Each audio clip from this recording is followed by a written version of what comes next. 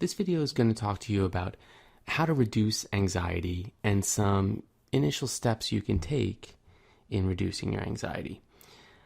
So at some level, all of us experience anxiety really in different stages of life. Quite often it's a circumstantial anxiety due to a feeling of being out of control. Or maybe you're dissatisfied with life circumstances. Maybe you're worried something bad will happen or something worse will happen.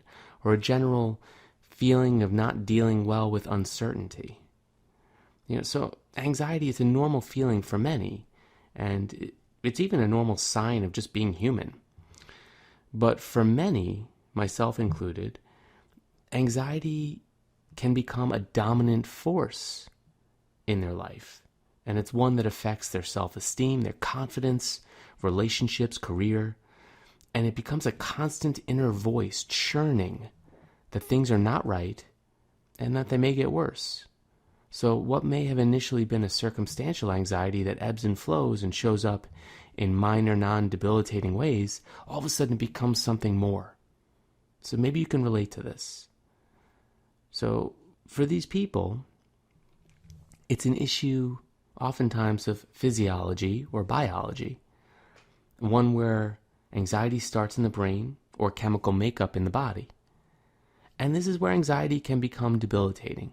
I mean, what scarier feeling in the world could there be for your own body and mind to become essentially your enemy, and for your emotions or the emotions that you're feeling to be largely and seemingly beyond your control?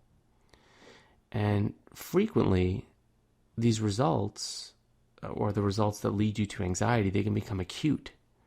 A good example of this is an anxiety attack or a panic attack, or a regrettable conversation, or out-of-control behavior at work or at home.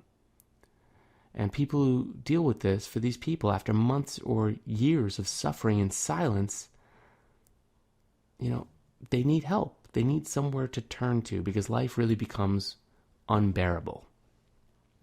And I'm happy to tell you that help is available.